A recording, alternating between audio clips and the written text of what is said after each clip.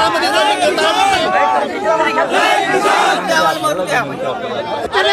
कलेक्टरपासून निवेदन दिलं, त्यांचं काम नाही का? शेतकरी मरतोय, ते खुर्च्यावर बसले एसी मध्ये, त्यांचं काम नाहीये काय? साहेब तुमच्या पोलीस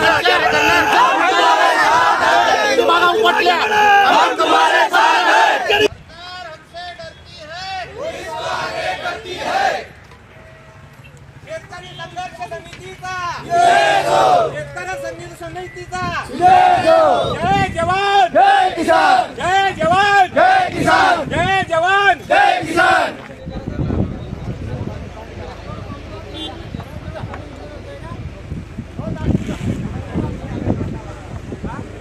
सरकार हमको डरती है, पुलिस को आगे करती है। सरकार हमको डरती है, पुलिस को आगे करती है।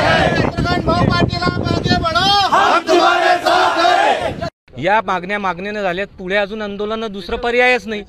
कारण काय आहे, हे सरकार निगरगठ्ठ गेंड्याच्या कातडीचं सरकार आहे। आता सांगून झालंय, नंतर न सांगता होईल। आता सांगून आंदोलन केलं, त्याच्यानंतर न सांगून आंदोलन होईल। हे पा, एक तर असं बी मरतोय तसं बी मरू, त्याच्याशिवाय मरण्याशिवाय आम्हाला पर्यायच राहिलेला नाही।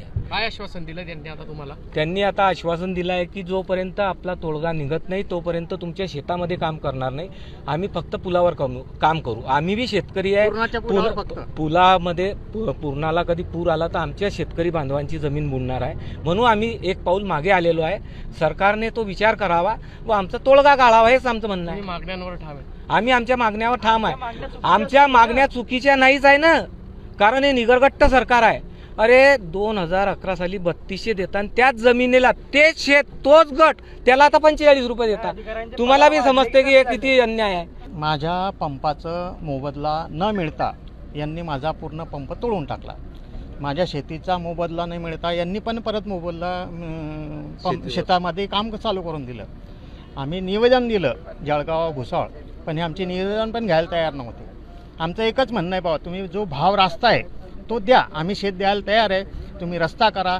रस्ता म्हणजे देशाचा विकास आहे, तुम्ही करा, आमचं काही म्हणणं नाही, पण तुम्ही आम्हाला फक्त आमच्या जमिनीचा मोबदला द्या, याच्या व्यतिरिक्त योग्य मोबदला द्या, याच्या व्यतिरिक्त आमचं काही म्हणणं नाही आहे। आज काय आपलं आंदोलन होतं आणि आता कशा पद्धतीने शासनाने जे आहे आपल्याला आश्वासन दिलेलं आहे?